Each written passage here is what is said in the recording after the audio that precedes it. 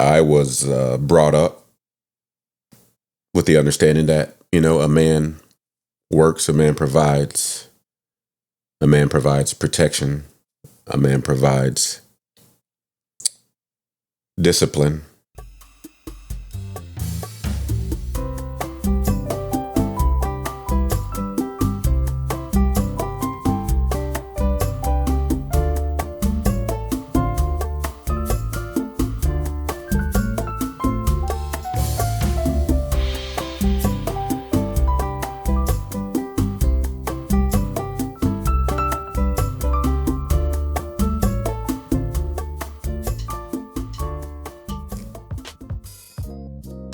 Good evening, beautiful people. Thank you for stopping by. This is the Be Better For You podcast, where we talk about becoming a better human being. The ultimate goal is to become the best version of ourselves. Find some of that inner peace, wholeness, and self-love. We're just going to have a casual conversation, so if you're in a comfortable spot, if you're at work, working out, either way, whatever works for you. I just want to borrow a little bit of your time and see if you can listen with me. But so this whole podcast came about, through my experience. 2024, I am glad that is over. That was one of the most difficult times in my life. I experienced the most hurt I've ever felt, the most sadness I've ever felt, the most loneliness I've ever felt. Man, I am glad that's done. After 27 years of being in a relationship and marriage, I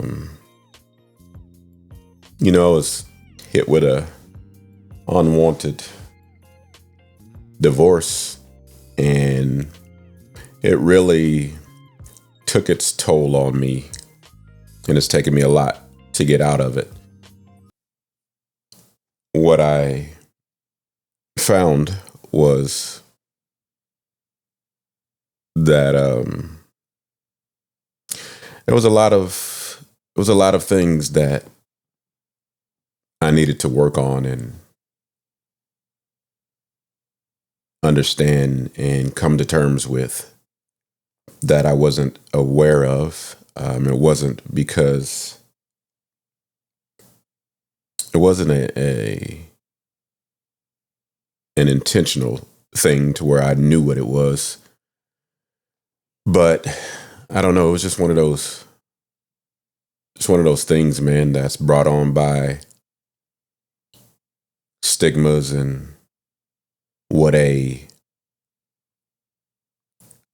black man should be, what a father should be, what a man should be. And it ended up, in my circumstance or my situation, it ended up taking a toll on my wife. And a man is there to put food on the table, roof over heads, and guide, if they have boys, to teach them how to be a man and prepare his children for the harsh world and the realities of the world. But during that time, and during my time growing up, the thing that was missing, and the thing that I think is missing from a lot of our culture and a lot of men's culture sometimes, is that when they grow up, they don't have if they have a male figure around, there's a lot of masculinity with those men and those males, but there's not a lot of the nurturing side and the compassionate side. We grow up, having to be tough, walking around and constantly hearing, you got to be tough, or real men don't cry, or boys don't cry, any of those things that perpetuates the stereotypical macho masculine men. And as boys, when you constantly hear that, it's drilled in your head, and that produces the paradigm that you grow up with and that you live with throughout life, and that you model, and that when you grow up, you think that's what it's all about.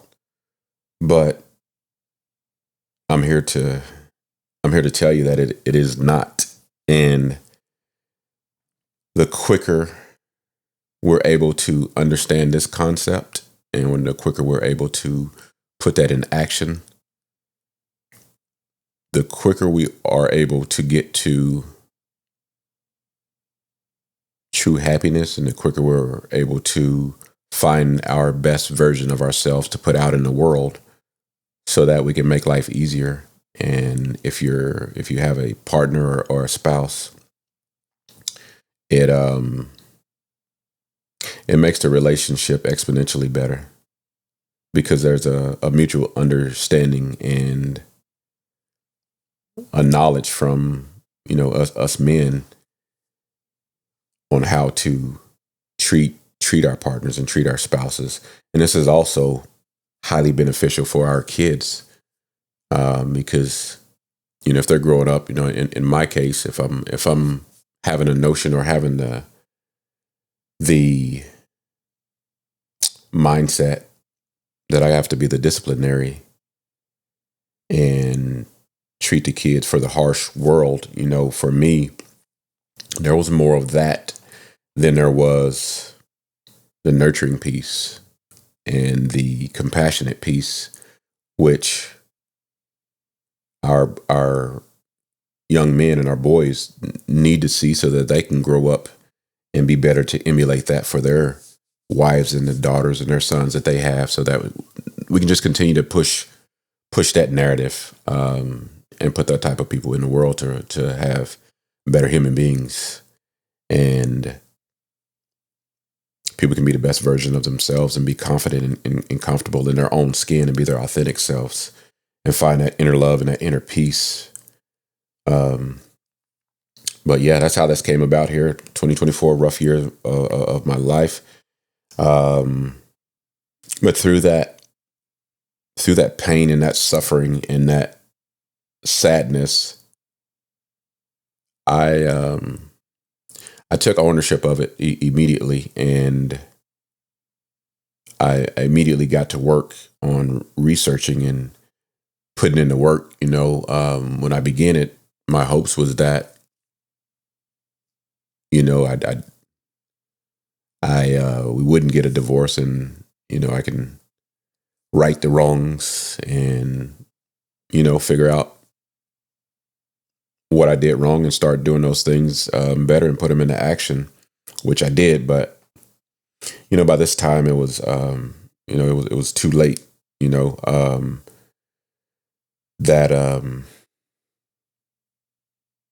That feeling of a lack of love, a lack of validation, and a lack of I don't know, worthiness, and a lack of help. All those things had already taken a toll on my wife, and it she put up with it for quite a long time. It wasn't a case where I was just downright mean or anything like that. There was not enough awareness of filling her cup and filling my kids' cup up with that nurturingness, lovingness. But what I learned from the lesson that I got from the divorce was that I needed to be able to express my emotions and be more vulnerable and provide a safe space so that my wife felt comfortable coming to me with anything. Because men, our when it comes to safe spaces in those conversations, and especially if we're not in tune with our emotions and vulnerability, our spouses and partners come to us. Our first thing as men is we want to try to solve the problem and try to make things right, and fix things. But what I learned is that that's only a part of it. That's a small part of it. What I learned is that, when our spouses come to us, they're looking for their emotions and their feelings to be validated. And that's what we need to be looking at doing first is, validate those feelings that they have and letting them know that we understand their emotions and comfort them and console them, and then we work on the problem, because sometimes that can come off, to our spouses as, we don't really care, we're not really listening, or it can come off as rude, sometimes. Sometimes it's difficult for them to explain that, that's what they're looking for as well. But I'm telling you, now that's what we need to be looking for, is comforting and validating those emotions. So just throughout my learning in the heartbreak, I began to study and read up on grieving, becoming a better person, therapy, just a lot of things that could help me become the best, version of myself. And that's what I want to talk about. That's what I want to put out in the world. But that starts with ownership. That starts with acknowledgement. The hardest thing that I find for people to do is look themselves in the mirror and know that there are things that they need to work on, and embrace that and actually put in the work. Because we can't get better if we're always deflecting and refusing to acknowledge that we have faults. We all have faults. What we need to do is understand those faults and begin to work on those faults to correct them. And when we become in tune with ourselves, when we put in the work and we become the best version of ourselves, when we begin to be better for ourselves, when you begin to be better for you, you put out in the world a version of you that attracts success, attracts happiness, attracts love, attracts validation. It attracts so much because you understand and you're so in touch with yourself that when you're speaking to anybody, when you're speaking with your partner, you're speaking with so much love and understanding and wholesomeness that they begin to feed off of you. And then if they really put in the work themselves and you two come together and synergize those best versions of yourself, it'll be an incredible feeling. This episode of the Be Better For You podcast, Becoming Better Human Beings, is brought to you by Life Force Wellness Center. Looking to become the best version of yourself? Transform your tomorrow. Choose not to dwell in the echoes of yesterday. Instead, claim a life of vibrancy, authenticity, and choice. Step boldly into your true self and embrace the leader within. Join our vibrant community where we champion each other to shed what holds us back and elevate our thinking. You stand at the threshold of greatness. One decision could open up the door to a future you've dreamed of. Let's make this year your year of transformation. Life Force Wellness Center.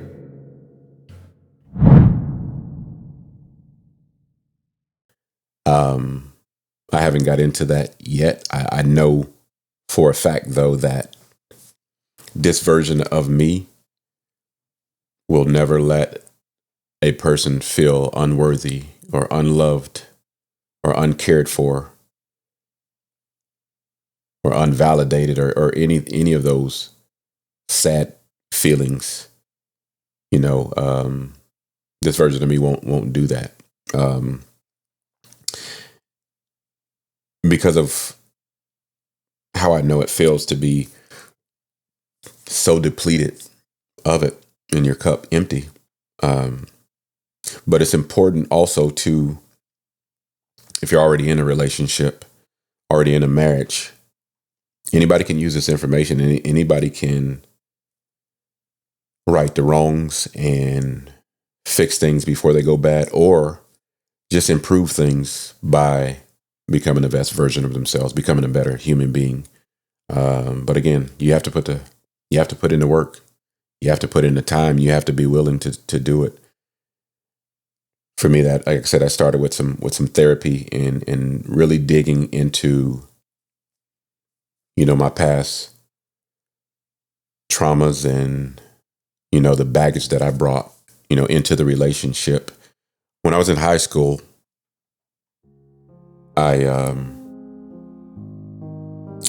the first girl that I fell in love with, like I fell like, I don't know, like deep into the abyss, into the sunken place. I was so in love with this person, and, we were always together. But at the time, when I was with this person here, my grandmother, who had raised me and, provided me with that love, that balance, love and discipline, she was sent away. She was in prison, and she went away one summer when I went to go visit my dad when I was in middle school. And when I came back, I stayed with, a couple of my aunts and bounced around from there. But, what the girl I fell in love with did was kind of fill in that spot and be there for me when I felt like I was, alone, because, my grandmother was a major force in my life. And when she was gone, like I said, I felt alone, and this person filled in for her. And on top of that, I fell in love with her. But, she ended up breaking up with me. And like I said, whenever you're in high school, you're pretty impressionable. And when that breakup happened, that crushed my world. Like that broke my heart. That was one of the feelings that, I wouldn't wish that on anybody, especially in high school. And you get that puppy love that seems really deeper than it is, but I believed it was. So after that, I put my guard up and was telling myself, I won't let that happen again. Like I can't go through that pain again, because it was so deep. So like I said, I had my guard up and wasn't really plan on, getting into a relationship, and then ended up finding my wife, a little bit later, and I still have my guard up, but man, she had it all in high school. She was hardworking. She worked about 2 or 3 jobs. She had her own vehicle. She'd been working dang near all of her life, and she had some traumas and things like that she was dealing with at home. So we both brought our traumas into the relationship, and we grew up together. We raised each other, and while we were dating, me being still having my guard up a little bit and not fully giving my love into her. And I say that's not an excuse, but That can be the only reason that I see. But I ended up, stepping out on her. I ended up like cheating on her. It was twice, and that I know that crushed her. I know that made an impression on her, and that made I don't know, that broke her. I know that broke her heart because it was just us, and we felt like we were the only two we had. And I did something that stupid, that mindless and unthinkable and regretful to this day. I did that to somebody that really, really gave their all to me and was there for me all the time. So like I said, I know that's stuck with her. The second time I did it, we were pregnant with our first daughter, Alessa. I don't remember the time frame, but I know in 2000, Alessa was supposed to be born, and she was due in September, and that was the same year that this second cheating happened. And I don't know, in September, September 20th, to be exact, our first daughter passed away, which is the 9/20. And I blamed myself for that, and I still have some of that with me to this day. Even though the doctor said that, that I think she was umbilical cord got tied around her neck, and she, but I still blame myself for that, for hurting my wife. She wasn't my wife at the time, but I hurt my girlfriend at the time, and felt like that stress. And stress is what caused that, and I wasn't going to give myself any grace on there. And through all of those things, what I was getting at is, she still stayed with me, and she still wanted to be with me, even though there was so much pain through that. So we fast forward, and I'm pregnant again with our second daughter. We get married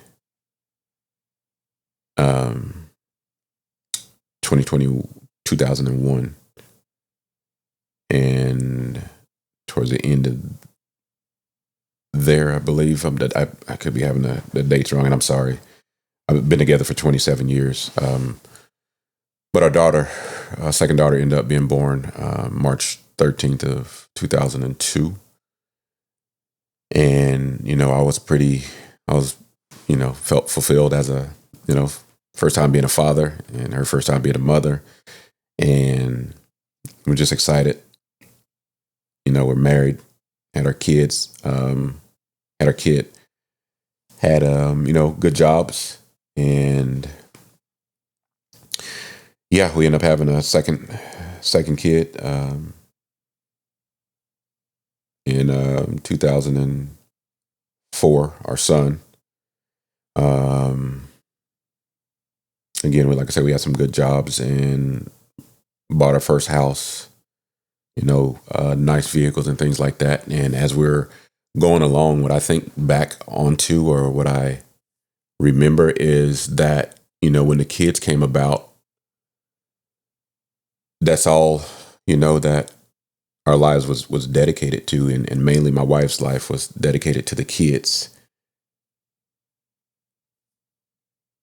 And that took away, time for us to really date each other and learn how to communicate with each other and work on ourselves to figure out who we were, because we were kids when we got together, and it was nonstop,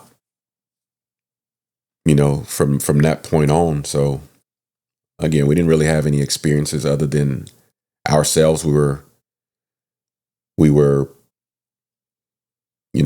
parents for the first time, mom for the first time, dad for the first time. We were homeowners for the first time.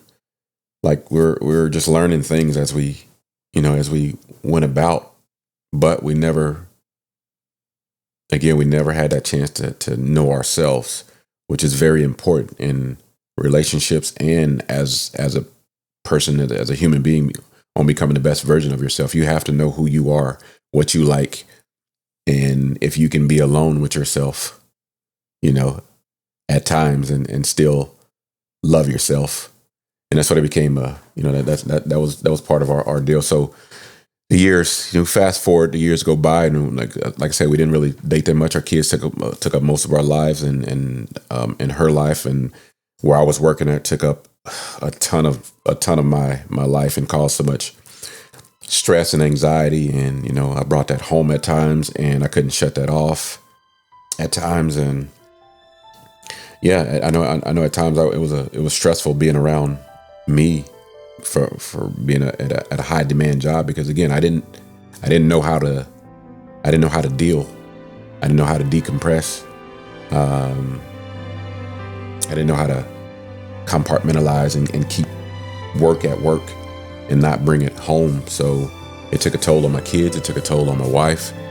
And for years, if you're doing that, and that's the persona or the perception that you give off, man, that takes a toll on people. And I don't know anybody that would want to put up with that.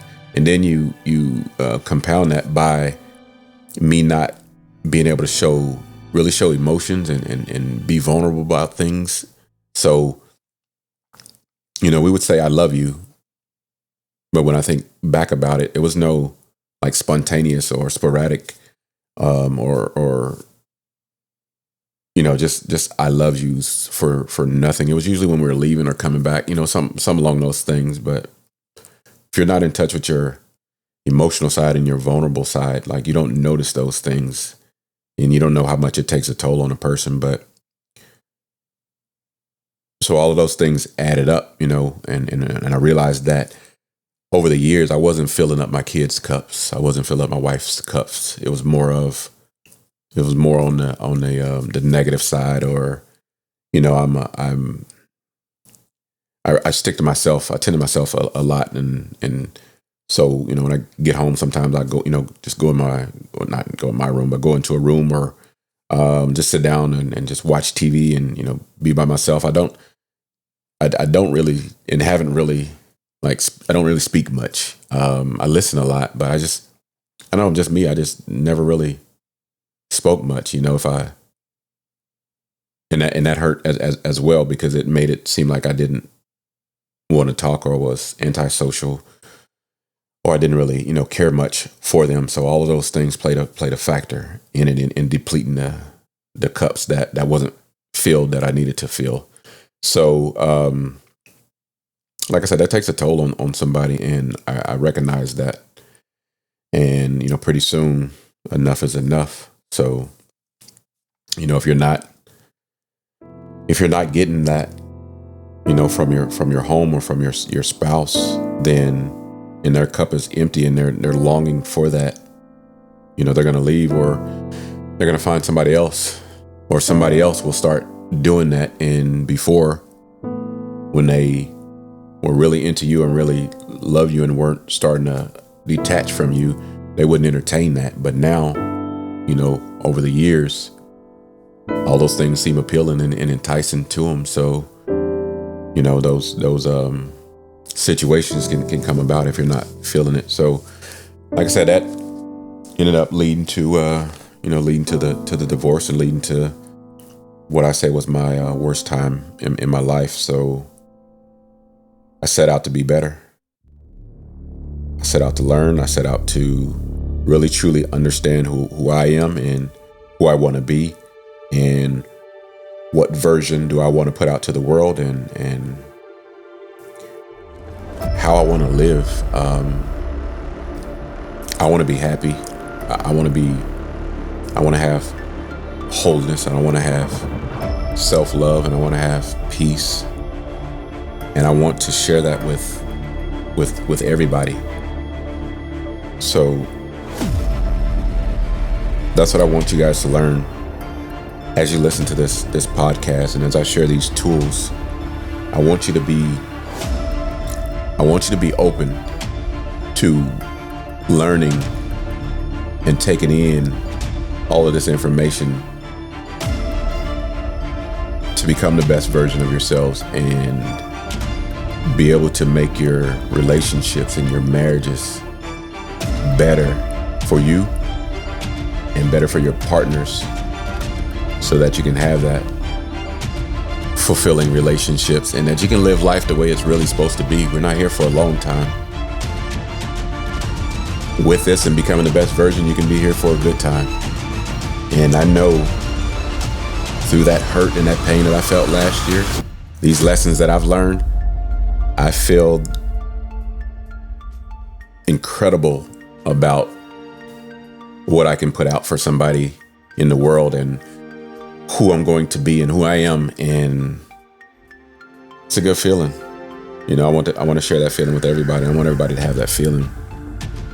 But you gotta be willing to put in the work, and which I know you guys are willing to do, because who doesn't want to be the best version? Because when you become the best version of yourself for you and be better for you, that'll translate over into your professional world and your friendships, and you'll start to see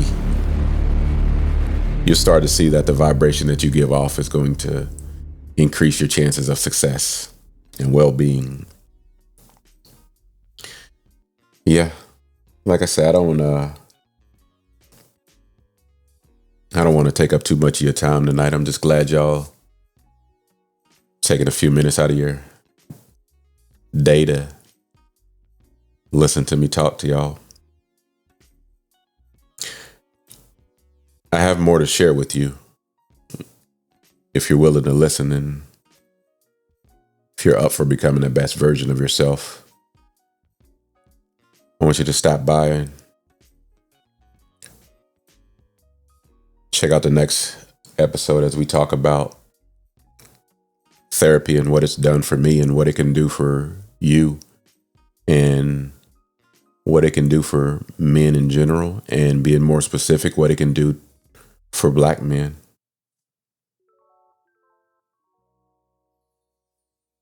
As long as we can get out of our own way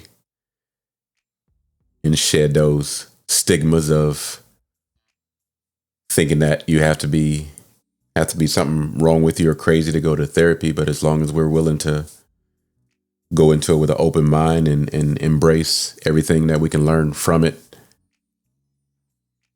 that's the first step in becoming the best version of ourselves and becoming whole and finding that self-love and inner peace. Because until we work out those traumas and the baggage that we carry around with us, which is oh so heavy, we won't be able to move on. So again, this is a Be Better For You podcast, where we talk about becoming a better human being. And if you stick around with me and you embrace the tools and the conversation that I'm giving you, and you put that in action, I promise you'll feel a lot better and become that best version, and people will notice. Until next time, I appreciate you. Have a good night.